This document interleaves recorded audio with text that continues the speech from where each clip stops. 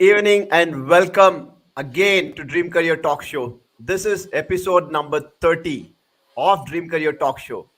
Dream Career Talk Show is about building your dream career, which is much beyond getting a job. Here on this show, we are going to have industry experts from various domains who will be sharing their knowledge, their experiences, their challenges, their failures, and success so that it can help others to build their careers. This show is to help corporate professionals expand their context, get clarity, direction, hope, inspiration, and of course, the right steps to build their dream careers and dream life. Today's topic is design to delivery for broadcast software solution. What is the process involved in design to delivery? Especially when it comes to broadcasting, not many understand the software solution part. What do you do at each step? How are the projects managed?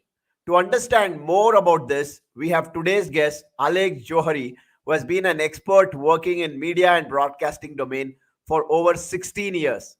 Alekh comes with strong project management and delivery experience. He's today also a growth mindset mentor, guiding corporate professionals to develop growth mindset and leadership skills. Alekh, very excited to have you today on this talk show here. Welcome to Dream Career Talk Show. Yeah, thank you so much, Fatah. Yeah, it's actually a pleasure coming here and just talk about my experience. How it has been all along my professional journey. So thank you very much for inviting me here. Welcome, and I know that you come with a huge experience, and I'm sure like audience is going to get a lot of value today of whatever we discuss about project management, about delivery, right, and the areas which you have worked in. So, why don't we get started with your career? Like, how did you get started with your career, and how has the been the journey so far until you have reached here? Ah, okay. So actually, my career journey was very interesting. So the way I say it, usually I was a science with computer students in school. So my favorite subjects were computer science and physics. Mhm. So it was a natural progression for me to want to be a programmer. So that's how my graduation was uh, into programming, where I learned how coding is. And so I was all at that time, early 2000, we were primarily taught C++, Visual Basic, VC++, and certain other languages like that. Somehow I just could not understand Java then, and I was more into core programming in C++ and VC, because that was kind of easier. But during my education, once my graduation was about to get over, so it was actually a dilemma in my mind. What do I really want to do? Do I want to go for a master's, like do an MCA, or get a higher degree in the programming field itself, or should I go ahead, with a standard MBA? What else do I really want to do? So I kind of, there was a lot of deliberation going in my head, and my father helped me meet a lot of, um, his friends kids who were already into programming, and what is the usual career journey, how. And I was kind of having certain opportunities as well to start at that point in time to join somebody organization as a fresher, and start, and then work my way through up the ladder. But somehow I decided, I don't want to be a programmer for the rest of my life. Somehow I felt that I and the core I actually liked. We were building up, started building some games around it as part of our college projects. But what I really hated was, I would say, finding bugs. That's Mhm. something I found that takes a lot of time, and I don't really want to get into that. I mean, it requires some amount of patience as well. So if you were to write, say, a few thousand lines of code and try and find out that you missed a semicolon somewhere, or in a colon somewhere, because of it the whole thing is not really working. Somehow it didn't really work with me. So from there I said, what next now? So that's when I the next closest was, I was very creative even during my formative years. So I thought, what's next for me? So the next thing for me was, I joined a graphic design course, which resonated with me, and that's how my journey started. My professional journey actually started as a graphic designer. So once I was done with the course, and maybe because I was very passionate, I got good grades. It was a short duration course, 6 or 9 months, something like that. But from there, I joined a production house. From production house, went to another channel, then a news channel. Then I went into a software organization, which was design oriented. So they had a software which was used in broadcast stations, which is the meat of my career, of time spent till now. So yeah, so that's how it actually started. Interesting. And software and media, very good Yeah. combination, and not at least a very common combination I have seen in my career. How has this journey been in terms of, like, on one side you have the software piece, like you have been into IT, other side you are looking at broadcasting, media, and all of that. How does it work together? Can you bring some elements of that here? See, I think even in media, it works the same way as any other industry. Everything is software driven. So in media specifically, I was into primarily broadcast, where the software that we were building was used in news channels, entertainment channels, sports channels, all across the globe, and different other areas. So it is essentially standard. But the only challenge, I would not say challenging, but the important piece here is that media and all these channels, they are deadline driven. So I remember, so for example, if you want to cover any bigger event or any event, be it elections in India or outside of the country, or major events like London Olympics or FIFA World Cup, which we covered and which I was fortunate enough to be part of, covering for certain broadcast stations. They are all deadline oriented. you know so in certain normal software development, if the product doesn't launch today, yes, it is not acceptable, but somehow people agree to it. Okay, let's launch it next week, let's fix the bugs and solve it. But in broadcast, you can't change the event. You have to be ready when the Right. when the time is right, when the gong when the hammer hits the gong, you have to be ready, with all the applications the way it is expected to run. So it is very, very deadline oriented, and I mean, that's how it is. So you have to be very efficient to make sure that deliver everything to satisfaction, and something which the audience love, which the client loves. You have to be very meticulous. Yeah, and you spoke about some of the big events you have covered, and how was the experience around this? What was your role as a project manager or as a delivery head in that particular place? Well, the experience has been great. So I would say one of the biggest events from my career, initially was covering 2010 FIFA World Cup. So I was in South Africa, and the interesting part was the customer, for whom we were delivering was from Mexico. It was one of the big groups there, called Televisa. So it was a and so to coordinate with them, so there was a lot of pre-work, like actual event was great when it was there, but the important piece was the pre-work that you had to do. So we had to go to Mexico a couple of times, meet the customer, make sure that things are ready in place. So, and there's a lot of design, and there was a lot of new technologies being used at that point in time. So right now, if you see any news channel or any sports channel, you see a lot of this big touch screen where people are interacting with the touch screen, and then some videos come up and some things come up. In 2010, all this was kind of coming up back then in broadcast. So to make sure you have the whole workflow around it, and get everything ready in place in time, and then make sure that all the hardware reaches uh, South Africa in time. Then there was this production whole center where like biggest of the biggest channels from all across the globe are set up. You're part of there. So that was really interesting, and I will not say very challenging, but there was a lot of learning experience. Like I said, you have to make sure that everything is ready before the event kicks off. Right, but I think it must have been an amazing experience. I know there are a lot of FIFA fans, right? When you talk about FIFA World Cup and the Oh yeah, experience of being there and being a part of something where you are actually delivering or project managing something really big there. So amazing, and I think some of the guests are already like appreciating and liking this concept of because broadcasting and media is something which is exciting, and when you mix this with the sports, right? Especially yeah. in the sports area, I think there are a lot of fans there. So now, can you help us understand, how is the process, the entire process, when we talk about from the design to the delivery, Hmm. especially in the broadcasting software solutions? How does it work? Okay, so the way it works is, so it is. So I'll start with the and what you see on TV. So, for example, you see on a sports channel or any news channel, you see this breaking news text. For example, let's start with that. Right. So, how that is created. So, you see breaking news: India wins World Cup. So that's when India won World Cup in 2000, Cricket World Cup in 2011. So that's the headline. But so how does it actually start is, to simplify, somebody needs to design that, right? Hmm. Because to look for it to come on air and for everybody being able to see it, somebody needs to design it.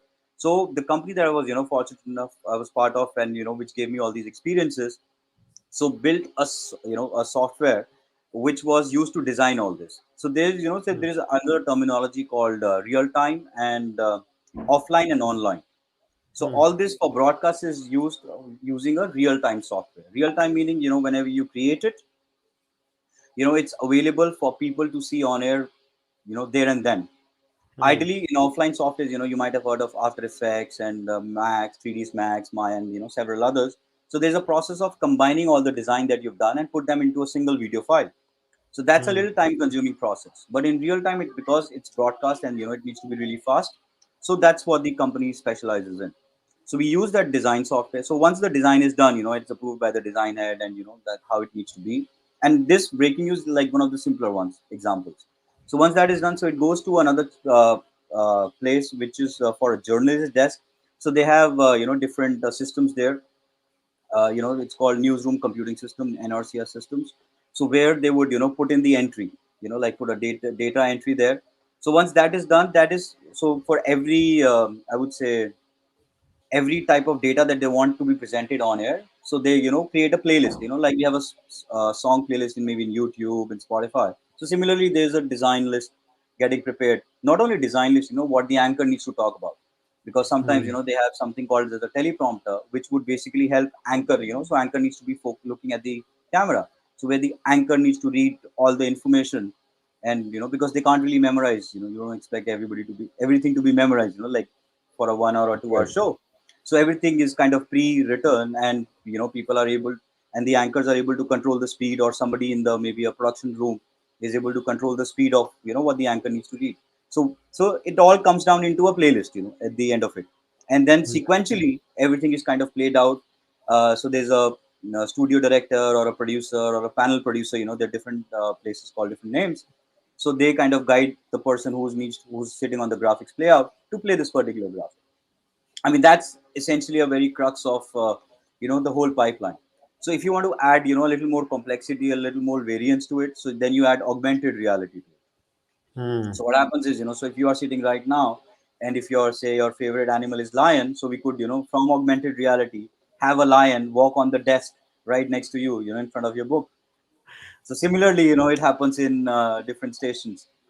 So yeah, I mean that's the idea of how it is.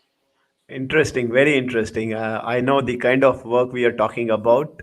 It is interesting. And you started your career as a graphic designer.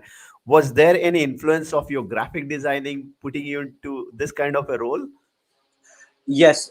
So like I said, I started as a graphic designer. So when I joined the organization, I started as an application specialist. So where the Hmm. important thing was obviously to do the design work, using the in-house created application or product. But then the other advantages, which I really like is public speaking. So you would go and present the excuse me the product to different customers across the globe in different exhibitions. So that was something which has really excited me, to try and show them the power of the application, and in a way they get convinced, okay, let's move ahead in the journey of maybe buying the product itself. So that was Hmm. also very interesting. And yeah, so like, to answer your question, yes, as being a designer kind of gave me an advantage to be part of that software company. Hmm, great. And you spoke about three different formats in which you spoke about like real time, right? And Hmm. we all know when it is real time, then it's really like critical, and you cannot make changes like abruptly, or you have to be very well in sync, right? So, any Yeah. challenges did you have during this real time executions, and what was the biggest challenge if you would have faced one? Well, sometimes there were challenges, so sometimes like I said, it's in hindsight it looks very good, that you've been able to cover all these great events.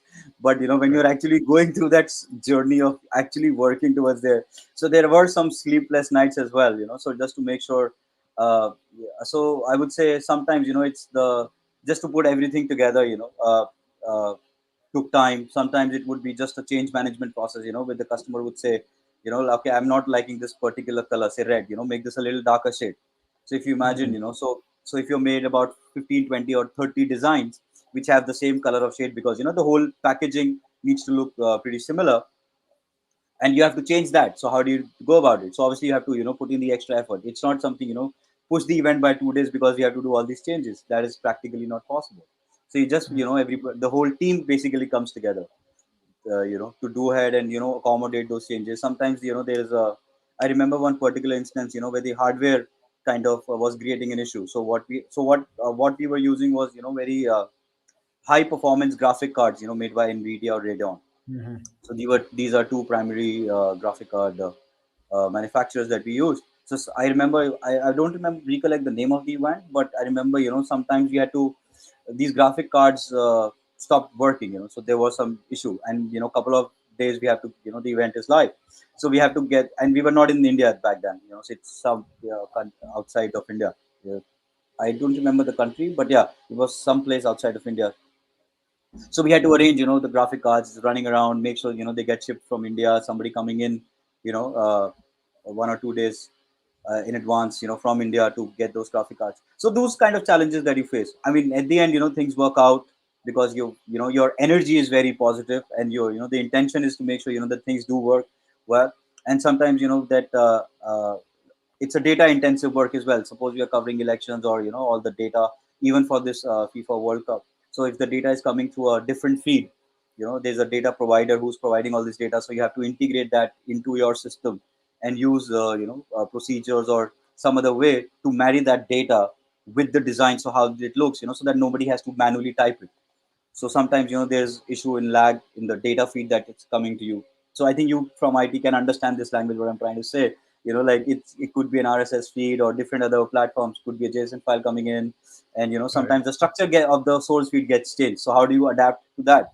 So those are the kind of challenges that we would face, and kind of I would say, I was fortunate enough to be part of such a team where everybody would come together and I would say solve these issues. There were, yes, there were challenges, but everybody in the team came together. That's why we had this success all along. Great. That's really nice to know. And I know like project management is a challenging role, especially in this kind of setting, right? Or atmosphere where you have to especially when it comes to again real time and all of this, right? It becomes very challenging.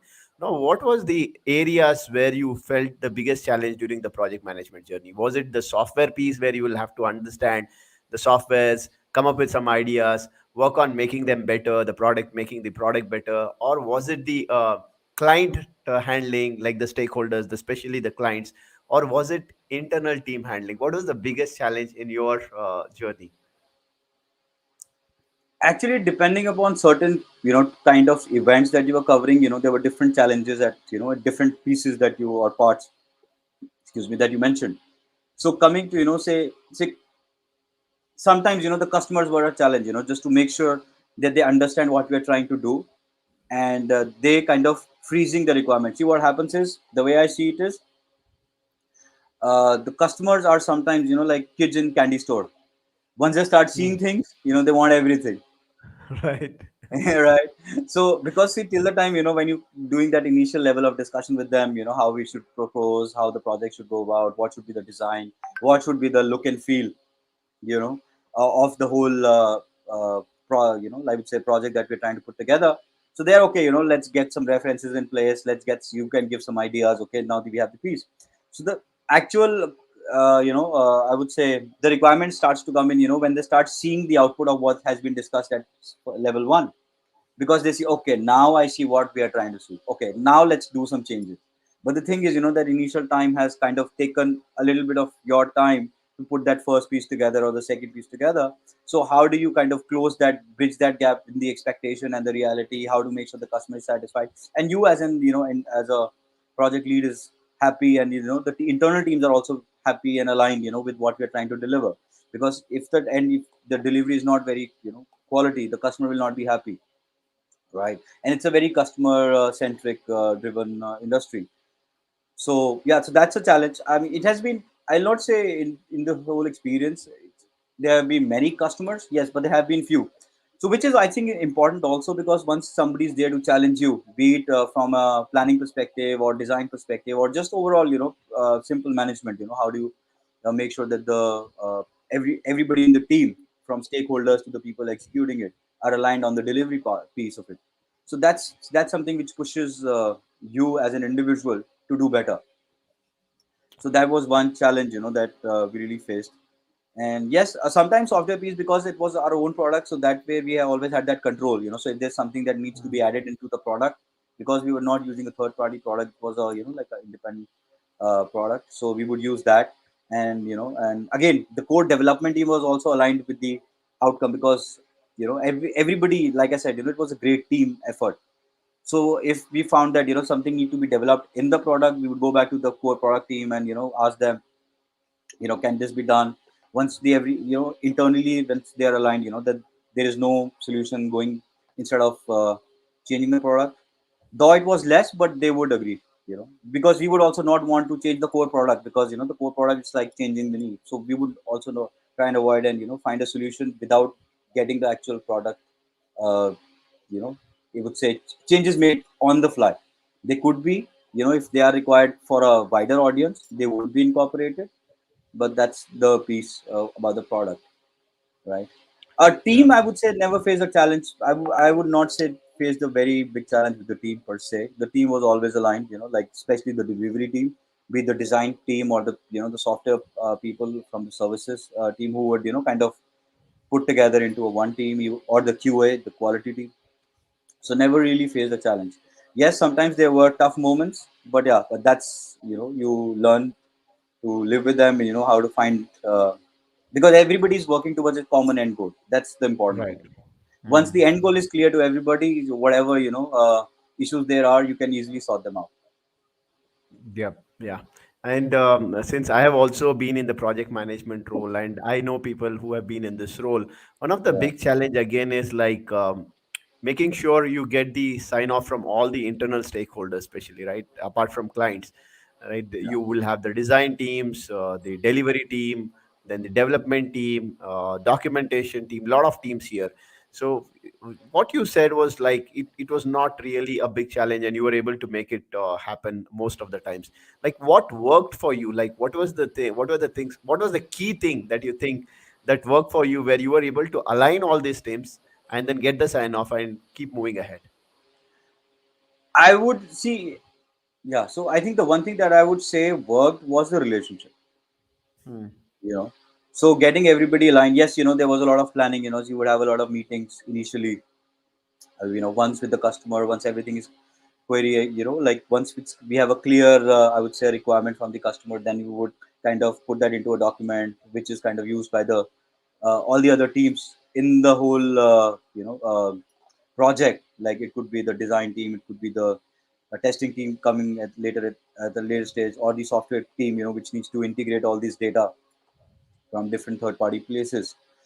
So I would say it's a relationship, which really worked, because everybody was there, plus a common goal. Everybody was looking towards a common goal.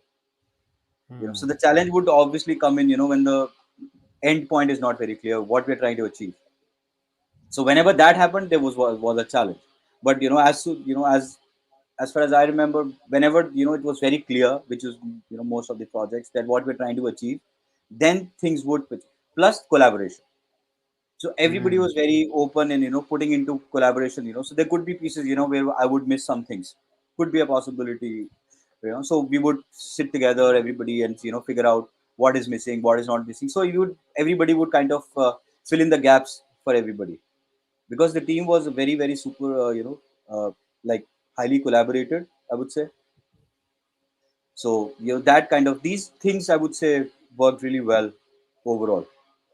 Hmm. And what, as per you, is the key skill that is required for any project manager to become successful? Because there are so many areas for project manager, right? Internal stakeholders, external stakeholders. You have product or services to take care, right? You have the milestones to achieve. You have the project to be executed on time. a lot of these things to be considered. So what is the key element if somebody has to become like successful in project management?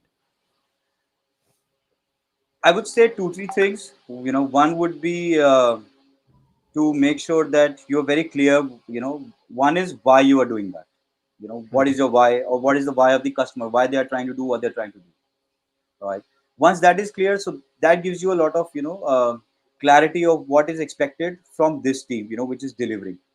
So Hmm. once the clarity is there, then it becomes very clear for it to for everybody to come together. So then the how piece becomes a little more easier to achieve, right? Right. So from a project management perspective, if you're in a way, like from PMP perspective, the project charter is not clear, right? Hmm. So if that is not clear, what is expected, so nobody will be able to know, what do I need to deliver. Yeah. So Right. from a management, so once you have that initial set of documentation, which is very clear, which defines what you are trying to do, I think that is a very very big battle in terms of overall delivery.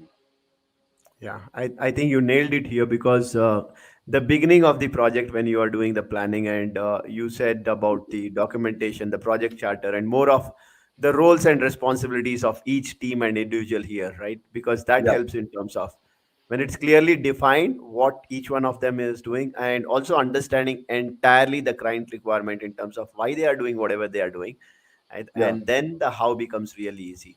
I think, yeah. yeah, that really works well. And like, how much time did it take, like, in terms of progressing and becoming as a project manager? First of all, was this by chance or by choice you got into project management?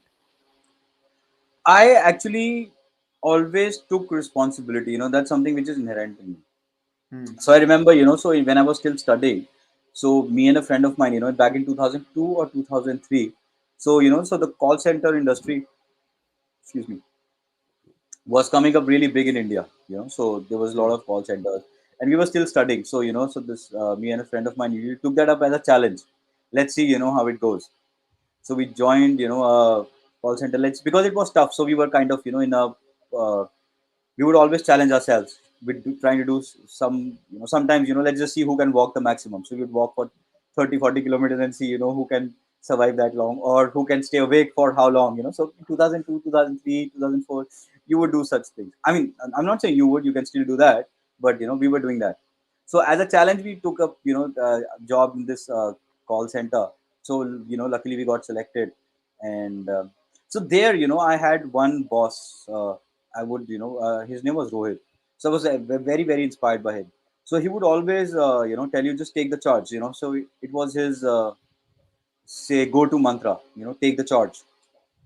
So that is something which has kind of stuck with me. So even if I am there generally, like just talking, somehow it inherently comes out, that I want to take that responsibility, and I would be the first one to kind of raise hands, or what, just take it up on me.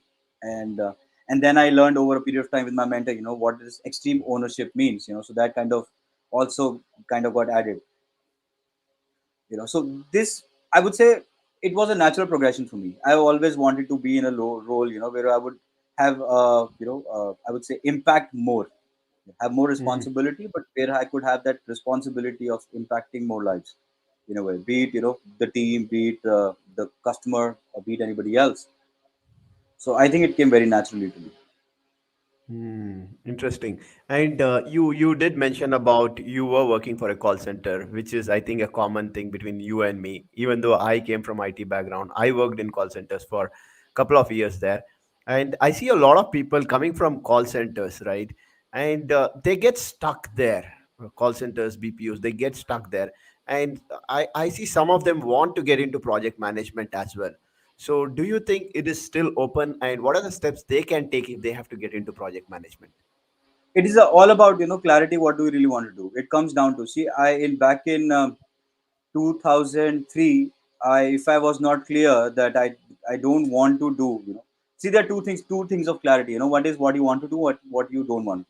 So as long as Hmm. you're clear, at least step one should be clear what you don't want to do, Right. right? So if you're clear there, then it becomes easier. Then you try and find out what you want to do, right? So you, at least one part is clear.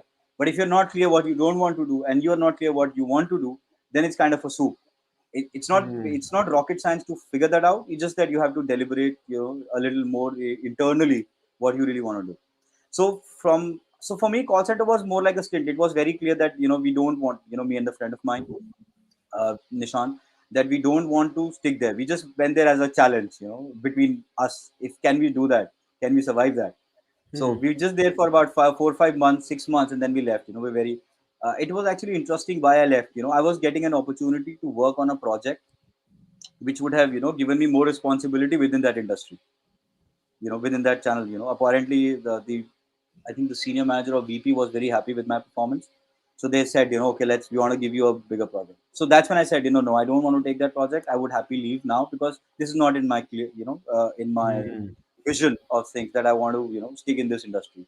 We joined. I'm very happy. So I, instead of, leaving say 2 or 3 months as when we had planned, I left early because I did not Let want me to, pause hang. you here. When you said Yeah, you left this offer that was coming to you in terms of yeah. like a promotion or a better role there, like did Yeah. you already have a job in hand, or were you like, okay, fine, leaving because you had the clarity that this is not what I want to do? Yeah, clarity, pure clarity. There was nothing job because we were still studying. I was in the third year, and Mhm. I just wanted to see how this call center thing works because everybody said it's challenging, it screws up your time. So let's just stick around. So we just went there just like that. We got selected. Mhm. We stayed there for some time. We got opportunities, but because of the relationship that I had made there, with the people, I did not want to, I would say. Uh, Disappoint them, so I took that responsibility, and then a couple of months down the line I said, no, I can't do that. I don't want to do that right now. So I thought, let me be very clear and candid with them. I don't want to do it. If you want, still I can do it for a couple of months, but then I will leave because it doesn't. Mhm. So I was very clear, I don't want to stick there. Now, coming to your question, how people can get into project management.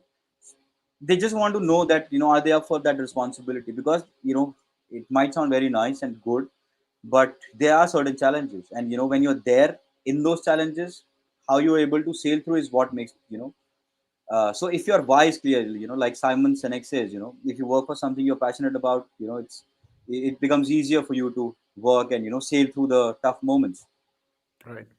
right?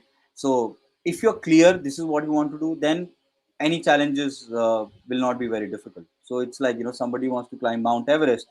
For them, it's going to be very easy, any challenge, because their vision and why is very clear. So Yeah. it's important, that people who want to move from call center to project management. See, project management is again a very wide term. In which industry you want to get into project management? Like construction Right. requires project management, manufacturing requires project management, software IT is, from where you and I are, require project management. So it depends in which industry, and are you up for the responsibilities and the challenges? And sometimes you are the only guy and everybody is shouting at you, but you got to be Hmm. convinced that you can put things together and sail through. Till the Right. time you have that conviction from within, and not take everybody's comments too hard, so to say, I think then it's up for grabs. You can just take it, go ahead. But if you think Yeah. that, if somebody points a finger at you, or what, because when things are going great, it's easy. When in the Right. down moments, how you're able to handle things is what kind of very important. So people need to be very clear. Why are they getting into project management? Absolutely. And I completely agree with whatever you are saying here, that you need to have that clarity. You should be clear about your why. Why do you want to get into project management? Yeah, Why not something else? Because yeah, if that why is very clear, then as it is said, how becomes easy. Right? You will yeah, figure out your how, because there are like hundreds of resources. Go to Google, go to YouTube, talk to people into project management, and you will get that guidance. But you have to be very clear of why do you want to do project management. And as you rightly said, on one side it might look very nice, but then are you ready to take charge? Right? Are you ready to take that extreme ownership? Because at times it will be you will be the only person standing on your side, and can you yeah, still stand and then say, I want to continue on this path? Right? yeah, So I think very interesting, very interesting. I love this conversation that is going on here. And you also talk about you did talk about how you let go some things that were coming in your way, in terms of like in that call center you were offered something and you said, I don't want to do that.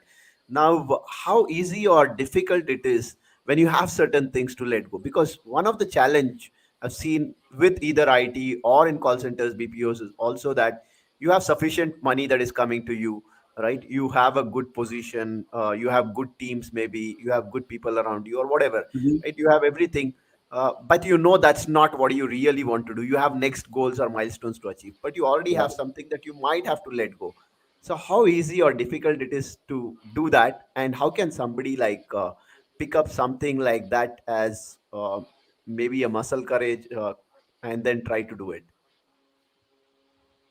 Yes, it is a muscle, and it's a muscle that people need to build over a period of time. How to take one thing and let go of other.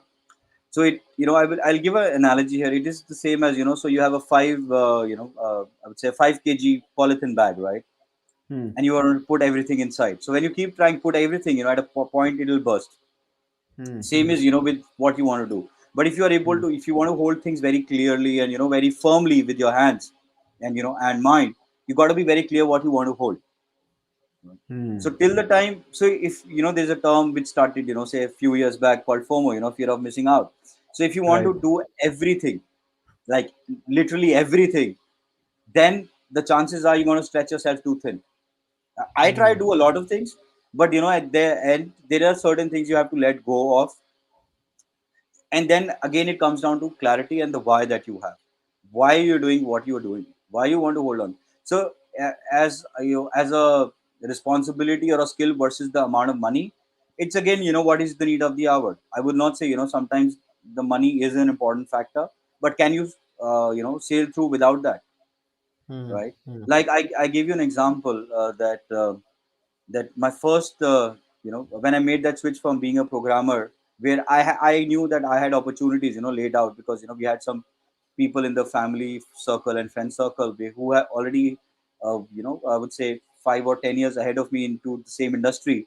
So they said we can help you out, sitting in US, actually we can get you into a some organization within India to start with as a fresher, as an intern, and then depending upon your performance you could have. So I would say a path was pretty straightforward, but I said no, I don't want to do that, and I'm very clear I don't want to stick around. Though it's a great thing, great field, it gives me a lot of logical thinking ability, but I don't want to stick around. I want to get into design and see explore my creative part of it.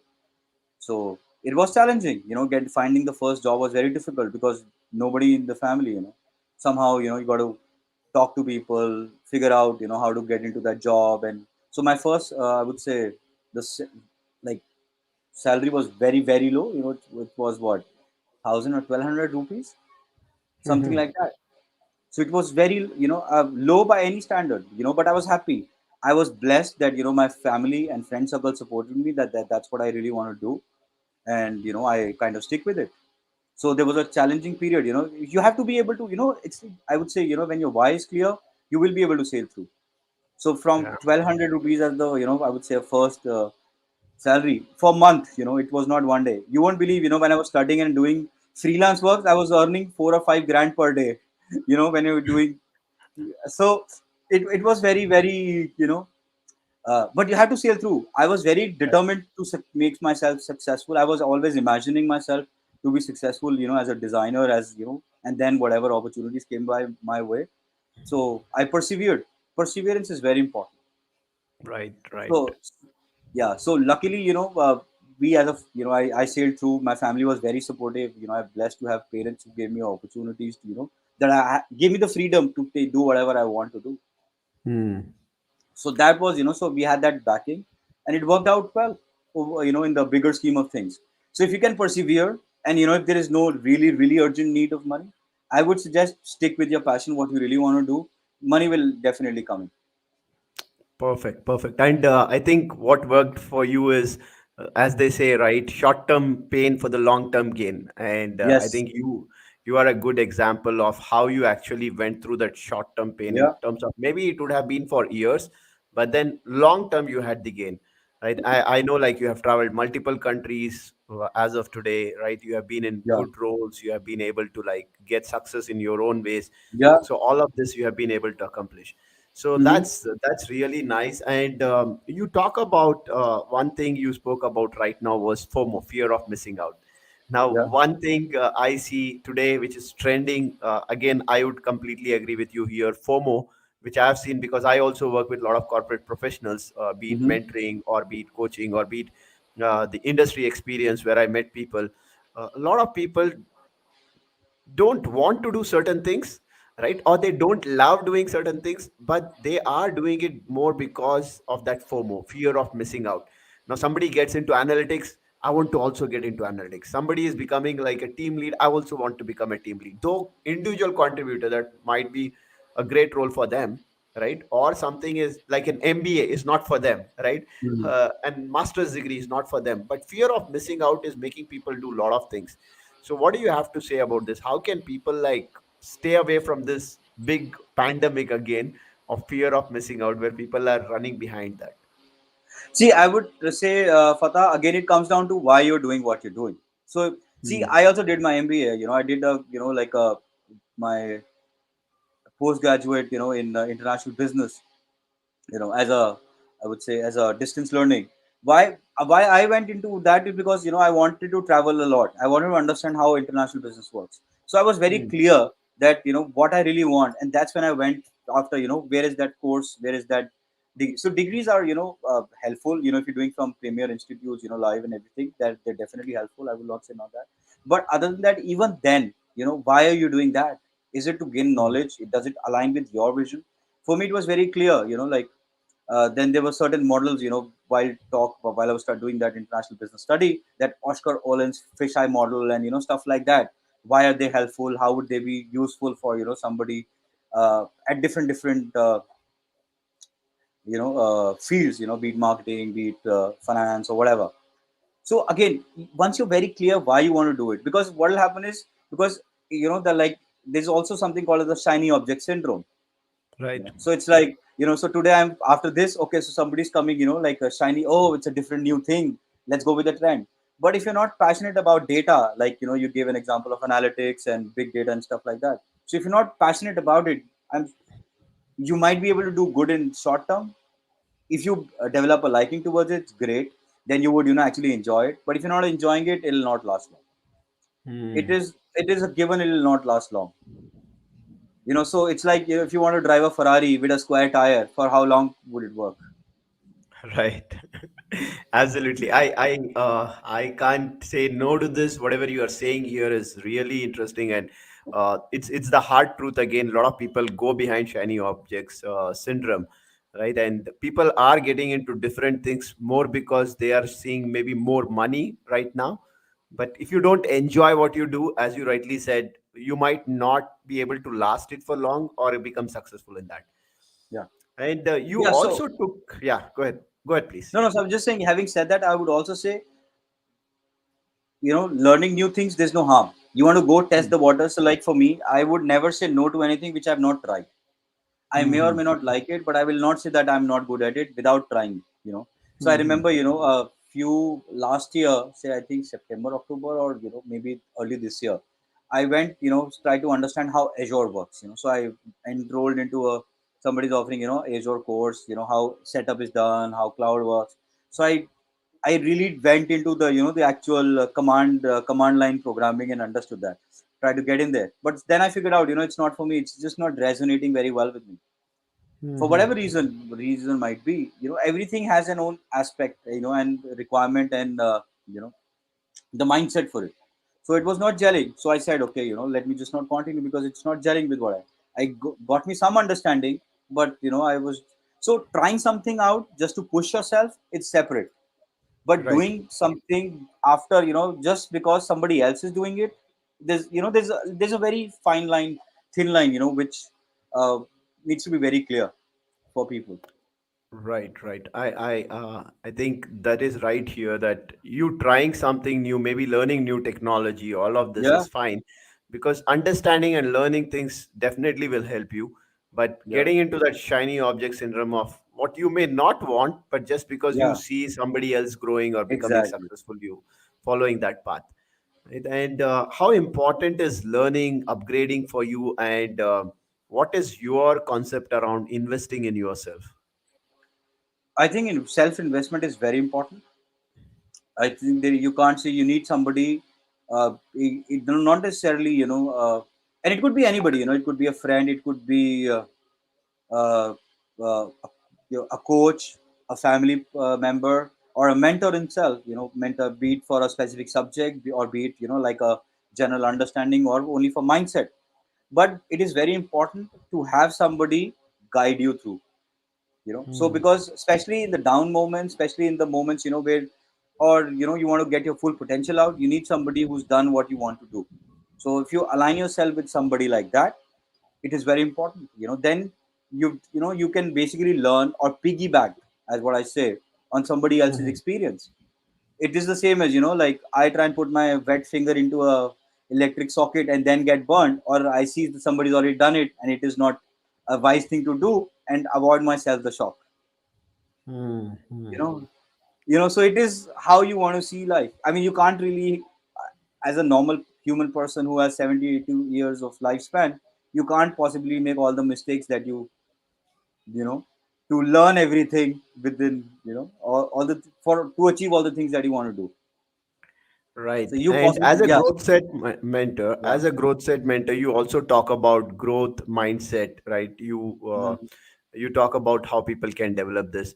Now, a lot of people they just go with whatever the company is providing in terms of like the trainings, certifications, and all of that. But people don't invest in themselves. They think it's the responsibility of the organization. So, what do you think here? What is the challenge with these kind of people? I think the first challenge is that you're giving your life responsibility to somebody else. Hmm. I usually say, it is your, so responsibility, if you divide that into two, it says your response ability. So Hmm. what is your ability to respond to changes? How do you feel about it? How do you, say somebody comes and tells you some things, okay, maybe you're good enough, maybe you're not good enough, or maybe, you see that you want to achieve certain things, and there's a gap in your skill set or a mindset. How do you achieve that? Are you taking responsibility for it, or you expect somebody else to come and teach you? That is fine, you want to learn from others, that is absolutely fine. But are you taking that responsibility that I want to learn? Hmm. Even if I'm, reaching out to say, Fatah, please tell me this, I am not very clear how it is. But am I taking that responsibility, or am I saying, it's Fatah is somebody who's senior or whoever in the organization or outside, maybe in the family, and he should be the one seeing my gaps and helping me out? Right. Again, it is the perspective which gives you a lot of difference. Yeah. And it is very important to work on self, like it's a constant journey. So Right. I usually say, when you think you know it all and that is all what you know. Interesting. Can you repeat that, please? Yeah. So it says, so when you think you know it all, that is all what you know. Wow. I will make sure I remember this quote. It's very interesting here, whatever you say, and I think it's very profound as well because a lot of people think that they know everything, and that becomes the biggest roadblock in their success or in their career journey. Yeah. Right. So very interesting here, and. You were in product based companies, right? You Yeah. had good amount of success in your career, everything Yeah. was going good for you, you were traveling places and all of that. And when we Yeah. were discussing, you spoke about you made a shift in the services based industry, right? Yeah. And you took a pretty much like a risk here. A lot of Yeah. people are afraid to take risks, especially during the mid careers when everything is going smooth. So what do you have to say about this? I think when it's going smooth for too long, you got to better beware, because that is when you end up sleeping on the road. It's like if you're going on a highway and there's no bump on the road, it is possibility that you can doze off and you can crash. You know, so that's the an analogy I would use in this regard. It is important to take risk, to keep challenging yourself.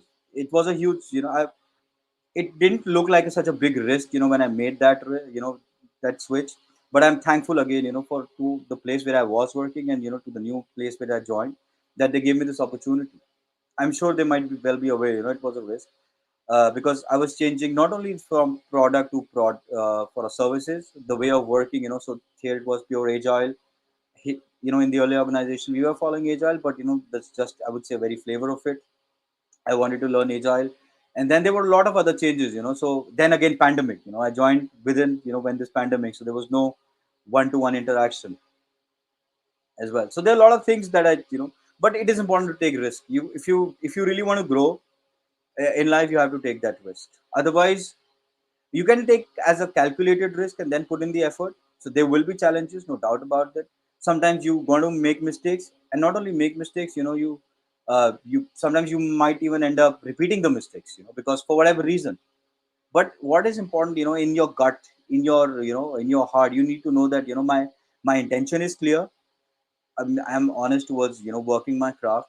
I'm open to feedback, challenges, changes, and then you just let it go and just keep performing, keep working towards getting better. I think that's the best way of looking at things. But if you not take a risk, then you would you just stick there for a long time. And any which way, if you see, if you're not growing yourself mentally and physically as well, you need to start getting fitter, like you said, mid career. So you have to be physically fit, mentally fit, and work on the skill set. Because if you're not doing it, the new generation of people, so there's I would say a lot of automation coming into the system. There's a lot of obviously the new generation would have a different way of looking at things, right? So how do you sustain? So I mean, uh, it's a possibility that you might just not be required enough for a work or a job, after say maybe 5 or 10 years down the line. So say between 45 to 50. I'm not saying that everybody, for every job this is going to hold true, but for certain experiences, if you're not going to upskill yourself, it will be a challenge. Right. I mean, it could Right. be a challenge for me as well, like if I'm not upskilling myself, as simple as that. And Right. that's the way it is. Right. And when somebody is in a comfort zone, right? Because in Yeah. your mid careers, by that time you have crossed like 10, 15 years of experience. You have Yeah. got comfort, you have got that safety net, right? Uh-huh. And when you jump out of it, you have like uncertainty. You are in an uncomfortable zone. It's a challenging place whenever you are into a maybe a new role or a new team or a new organization. Yeah. And what if you fail, Alec? What happens after that? See, again, so what do you want to live with? Regret of failure or regret of not trying? Interesting. So it's a Interesting. choice you'll have to make, So if you want to keep Right. nothing wrong, you can be in that safe zone. You want to stay in the safe zone. Nothing wrong with that. It's just a life choices that we make. For me, it doesn't really work well. So if you see, I have taken these small risks over a period of time. Say from initially from being a programmer to getting into design. Because it resonated with me. Then initial few years of struggle, and then working towards being a successful in that role, and then making this shift. It is important because my vision is to to be a great success and to be a CEO of a 100 200, like a big company. If that is my vision, I need to take risks. There are a lot of things I don't know yet, which I'm still learning, and I'll continue to do so, because I always believed that what got me to a certain level will not take me to the next level. For me to take to the next level, I need to break the shackles. So it's like I'll give an analogy here, from nature, because I'm very very feel very close to nature. That for a seed to grow, so it needs to pop out. The tree, for a seed to grow into a mammoth tree, it needs to pop out first from the seed, and then slowly the branches will turn out. It'll keep growing. So which means that it's transforming every step of its life. Right. Only then you will be able to build that big oak tree, which can provide shade, food, and other things. But if you're not growing, at least you need to feel that you're growing. Maybe it is not evident externally, at the onset. But if you keep looking for validation, that could also become a challenge. Right. Like yeah, so I face that. Like I would look for validation sometimes. Sometimes it is not. So you have to understand that you don't really need validation. Right. Right. It And will automatically come to you. that's right. That's right. And whenever you are talking, I can clearly see that confidence that you have and the self belief that you have in yourself. Like, how did you develop this? Because one of the biggest challenge, Alec, if I have to say with people is they don't Uh-huh. believe in themselves. Right. Confidence is an issue whenever they have to try something, take a risk, Mm-hmm. or get to that place wherever they want to reach or achieve those biggest Mm-hmm. dreams. So, how can somebody develop that kind of confidence and self belief? I think that will take time. Hmm. So you have to give yourself time. But you got to know that I need that confidence. To tell you honestly, Fatah, I was a very shy kid. Hmm. You know, if you see this confidence coming in, It was not there a long time ago. But I remember, I realized. I mean, if you see, I was part of all my school, school teams. I was part of, like, different oratory or debates, or or skits, or singing. So I was that way. I was very, I would say, you know, extrovert. But overall, I was very shy. I would be happy with my, very set number of friends. I would happy. I would be most quiet. If I'm in a family function, I would be a quiet guy. But I realized early in my career that this is not how it's going to work. I'll have to, push myself to become a better communicator, which I'm still learning, by the way. But to be a big, I have to have that confidence to be able to speak publicly. If I, if my vision is for myself is to head a large corporation. So, and that is, so all my steps are driven towards that. So it will take time, but you have to put yourself in uncomfortable positions. If you will not put yourself in uncomfortable positions, it is very difficult for us, for you to grow. And that is where, Right. the growth mindset comes into the picture. Hmm. And how important is this growth mindset? And how can people develop growth mindset? Yeah, so what happens is, I think, like the few interactions that I've had with people see growth mindset as only about earning more money. So it is what you're related. So see, what happens is, whenever you ask somebody a question, it could be very generic question. Whatever they have, in their mind, they will respond with that. For example, you ask which is your favorite fruit. So somebody will say apple, somebody will say orange, somebody will say chiku, somebody will say pineapple. So it is, so same way is with growth mindset. Whatever people are thinking about, in terms of growth, or they will say, somebody will say growth mindset is about getting better health, somebody will say about getting, more money.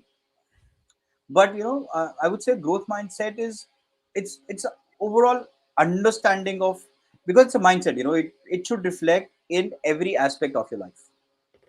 It is just Right. not one aspect or two aspects. It should reflect in every aspect of life. So it is how you deal with people, it is how you take responsibility, it is how you react or respond to negative feedback, it is how you behave in certain situations, when things are not going for you, it is how you behave in situations when things are going for you know so overall, how are you challenging yourself? Right. So I would say that is a crux of, like a very, very small brief about growth mindset. I mean, so I would say what happens is, at the end, the core is mindset. You can Hmm. say a fixed mindset, or a mediocre mindset, or a growth mindset. So what happens is, like if you kind of stick into the mediocre mindset or a stagnant mindset. So it's like, you take example from water. So stale water, or like a stagnant water, also starts stinking after a bit of time. It needs to have a constant flow, to maintain that good energy, Right. right? So it's a lot of things actually. So you if you say you stay in the old mindset, you can, how would I say, it can help you lose energy, it will help you stay where you are. And then you will start mostly seeing the negative side of life. Oh, nothing is working for me, this is not happening, nobody likes me. You'll start blaming others, right? And then you will wish for a dream life. But if you really have a growth mindset, so you would try and perform massive actions, doing things multiple times, repeatedly, without getting flustered. Over a period of time, once you have consistent action, you will be a super achiever. You don't have to compare yourself with somebody else. Somebody could, how somebody has achieved this much amount of money, wealth, physical health. But you need to feel that, you are a super achiever, and it will help you constantly evolve. You'll be optimistic in life, you'll have high energy, you got to be cheerful, people would like to, be in your company. And the important thing will be that you will have your control of your life. Agreed. Agreed. you know yeah, so Yeah. I I mean, think that's a some little bit about growth mindset. I think some amazing tips here today, and you have been a growth mindset mentor who has been coaching people on growth mindset and leadership, right? And we have got some amazing tips today, and the kind of examples that you use, the kind of simple way of explaining that you used, even for mindset and for how do you actually take that risk, appetite to take risk, and challenging environments. A lot of these things, I think, really great tips today here. So we had some good interaction, but before we end it for the day, right? Any last piece of advice you have, Alek, for people so that they can take that back? I think I think one advice, which has always helped me is trust yourself. Even if you go wrong, even if things are not going for you, you got to trust yourself. So once you develop, sometimes there will be, you will doubt yourself, no doubt about it. So then surround yourself with people who will encourage you, and be very candid and vulnerable. Hmm. Being vulnerable is a asset. People don't see that as a, people usually see that as a, weakness or a challenge, but I say vulnerability is very important if you want to come across as a, on, like, if you really want to have a heart to heart conversation. Right. So you got to be very vulnerable. You don't have to be vulnerable to everybody or everybody in the entire world, but there should be a certain sect of people where you're very open and honest. So once you do these two three things, and once you get trust in yourself, I think that is when, you don't really have to worry about anything else. Right, right. I would completely agree with this. And thanks a lot, Alek, for being here and sharing your experience, your knowledge, and how people can actually start growing in their career, especially in the project management, service delivery, right, and in the media and broadcasting domain as well. So thank you. And I'm sure, like people who have been watching us live, you must have seen a lot of comments flowing in there Mhm. time to time when people have been loving this conversation and all of that you have been sharing, right? Mhm. And people who have questions, I know people are coming up with the questions right now, and people might come up with later as well. So you can connect with Alek. Alek is available on LinkedIn. He's like active on LinkedIn. Alek Johari is what you need to search. You can find him there, right? As a success delivery manager and a growth mentor, growth mindset mentor. You can find him there, and you can ask your questions, and I know he's always ready to help people and add that piece of advice and support that can help you to grow, right? So you can connect with him there. And thank you again for watching us live, and for people who are going to watch later on the recording, I'm sure you are going to love this conversation with Alek, Mhm. because it has been like some golden nuggets shared by him. So thank you, Alek, for being here and adding a lot of value. Thank you so much, Fatah, and thank you everyone for coming in and uh, giving me this opportunity to share my journey. So it just thank you very much. I'm just feel so humbled about it. Thank Thank you. you. And people who are watching us, stay tuned, because we are going to come up with more industry experts so that they can help you with their experiences, their knowledge, their failures, their challenges, and their success stories, so that it can inspire you and help you with the directions so that you can build your dream career. So until then, have a great night and stay safe, stay blessed. Good night. Thank you very much, everyone. Bye bye. See you.